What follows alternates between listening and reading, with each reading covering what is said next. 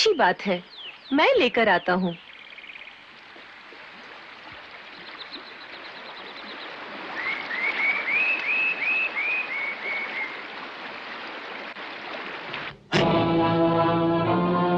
रुक जाओ छोटे मुखिया, रुक जाओ। मुखिया, छोटे मुखिया रुक जाओ, छोटे मुखिया रुक जाओ। लल्ला, लल्ला भगवान के लिए इस पेड़ से नीचे उतरा, नीचे उतरा, नहीं तो नदी में गिर जाओगे। नदी में ही तो कूदने जा रहा हूँ काका। क्या क्या कहा? नदी में कूदोगे? क्या क्या आत्महत्या करने की सोच ली है क्या? नहीं नहीं, हमारी गेंद यहाँ गिर गई है, उसे निकालने जा रहा हूँ। नहीं नहीं लल्ला, तुम कुछ नहीं जानते, तुम कुछ नहीं जानते। ये कालियादह है, कालियादह है। इसमें माँ भयंकर सर्पों का राजा कालिया नाग रहता है। आ जाओ नाना, हमें गेंद नहीं चाहिए, तुम आ जाओ। अरे, तुम्हारा सेनापति किसी नाग के भय से वापस आने वाला नहीं। देखते रहो मैं क्या करता हूँ।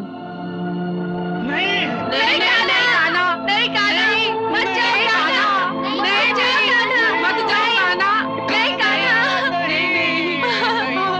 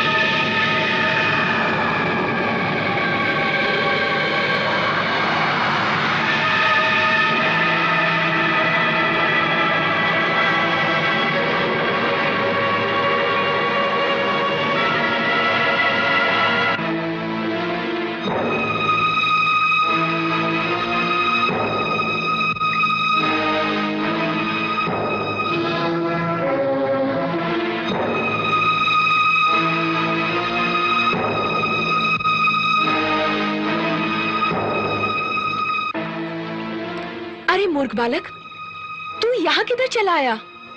मेरी गेंद यहाँ गिर गई है, उसे लेने आया हूँ। हाँ? गेंद? कैसी गेंद? इतनी छोटी सी खेलने की गेंद। अरे इतनी छोटी सी गेंद तो क्या, यहाँ हाथी भी गिर जाए तो नागराज के विष से भस्म हो जाता है। जाने तू अभी तक कैसे बच गया? जा वापस चला जा। खाली हाथ लौट जाऊंगा तो मेरे मित्र मुझ पर क्रोध करेंगे। मित्रों के क्रोध से तो तू बच जाएगा, परंतु नागराज के क्रोध से तुझे कौन बचाएगा पगले? तुम। मैं? हाँ, तुम ही तो अपने पति के क्रोध से मुझे बचा लोगी ना मैया।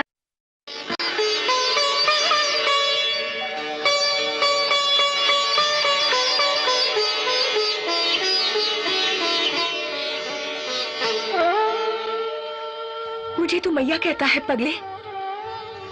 तू कितना भोला है, एक गेंद के पीछे क्यों अपने प्राण गंवाने चला आया? देख, ये सर्पों के राजा कालिया का दह है, यहाँ आने पर कोई प्राणी जीवित नहीं बच सकता। तेरा भाग्य अच्छा है, नागराज सो रहे हैं, तू जल्दी यहाँ से भाग जा। यहाँ तक आ गया हूँ तो नागराज से मिले बिना कैसे चला जाऊँ? बालक क्यों अपनी जान के पीछे पड़ा है?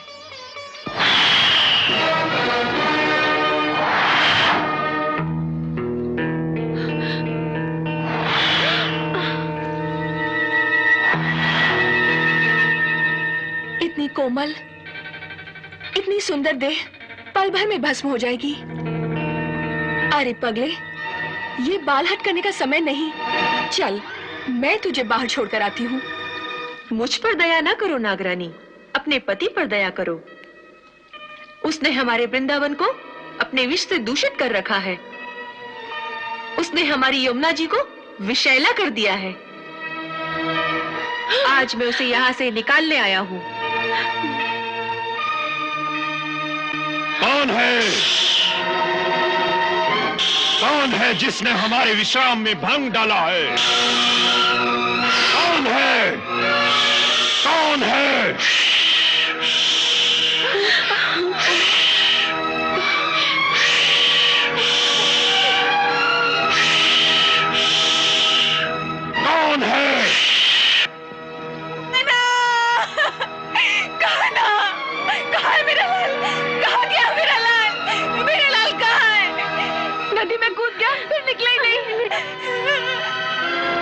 ये जीवित यहाँ तक कैसे पहुंच गया? इसे यहाँ कौन लाया है?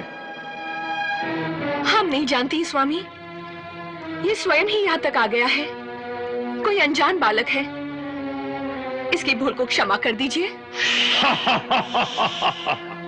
क्षमा करना हमारे स्वभाव के विरुद्ध है, और ये तो स्वयं ही काल का ग्रास बनने आ गया है। कौन हो तुम? कृष्ण। कृष्ण? कौन कृष्ण? वह कृष्ण जो काल का भी काल है, वह कृष्ण जो तुम जैसे दुष्टों का विनाश करने के लिए धरती पर अवतीर्ण हुआ है। हमें पहचानो सर्पराज, इससे पहले कि तुम्हारी ही दुष्कर्मों की अग्नि तुम्हें ही भस्म कर दे, हम तुम्हें एक अवसर देते हैं कि तुम अपने अहंकार को त्याग कर सच्चे हृदय से हमारी शरण में आ जाओ। हम तुम्हें समस्त पापों से मुक्त करके क्षमा कर देंगे। हमें दया की भीख मांगने को कह रहे हो, जब किस समय तुम्हारे प्राण हमारी दया पर निर्भर हैं। उदंड बालक, जब किसी प्राणी के सर पर काल मंडराता है तो उसकी बुद्धि भ्रष्ट कर देता है। देखो मृत्यु कैसे आती है। नहीं स्वामी, क्षमा क्षमा कर दीजिए, बहुत भोला बालक है। हट जाओ रानी, मृत्यु इसके सामने खड़ी है, अब इसे कोई नहीं बचा सकता। वास्तव में मृत्यु अब तुम्हारे सामने खड़ी है और हम तुम्हें अब भी बचा सकते हैं। हाँ। मूर्ख सर्प, तुम्हारी पत्नी सचमुच पतिव्रता है। उसके हृदय में जो ममता का पवित्र स्रोत हमने देखा है, उसी ने अब तक तुम्हारे प्राणों की रक्षा की है। उसी के कारण मैंने उसे मैया भी कहा है, और उसी को देखकर हमारी दया का सागर तरंगित हो रहा है। उस पर यमुना जी भी हमारी प्रिया है। हम उनके पवित्र जल रूपी आंचल पर तुम जैसे दुष्ट के अपवित्र रक्त का दाग नहीं लगाना चाहते। इस अवसर का लाभ उठाकर सच्चे हृदय से हमारी शरण में आ जाओ। हमारी करुणा का द्वार सर्वदा खुला रहता है। बहुत हो गया, अब तेरी अंतिम घड़ी आ गई है।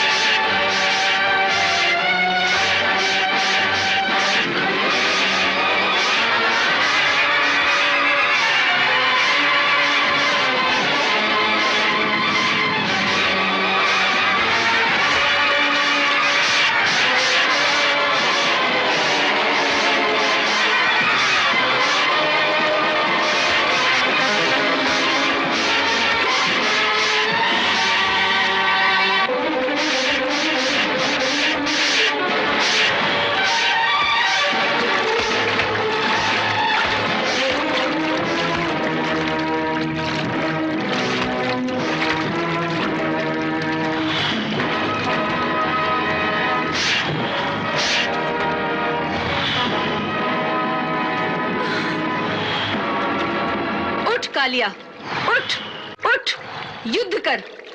नहीं, नहीं उठा जाता।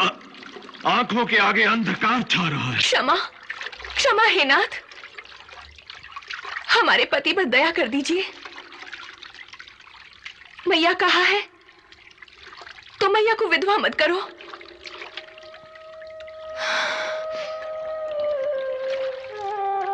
स्वामी, प्रभु की शरण में जाइए। ऋषि मुनि देवता कई जन्मों की तपस्या के बाद भी जिन चरणों के दर्शन नहीं कर पाते, वे ही चरण आपके शीश पर हैं। इन्हें नमस्कार कीजिए। त्राहिमाम, त्राहिमाम। हे देवता, मैं तुम्हारी शरण में आया हूं। मेरी रक्षा करो, रक्षा करो, रक्षा करो।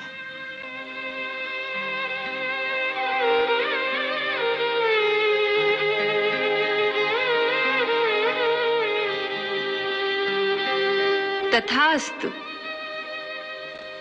जाओ सर्पराज, मैं तुम्हें जीवन दान देता हूं, परंतु एक शर्त पर कि तुम यह स्थान छोड़कर यमुना जी के रास्ते समुद्र के मध्य में स्थित रमणक द्वीप पर चले जाओ, जो महान सर्पों के रहने का एक स्थान है।